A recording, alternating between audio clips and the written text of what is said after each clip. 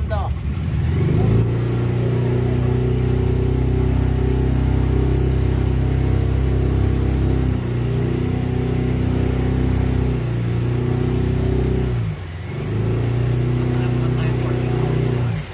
Building sa harapan nyo, tawag dyan, Accessoria Hotel, 1 to 14 building po yan. Yan po yung mga hotel rooms dito.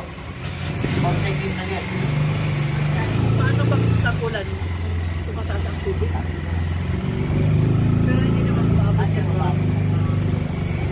Kasi hindi naman pa sa dagat yan. Sabagay na pala yung sa dagat. Wala tayong kasama, patanda ko ng dagat.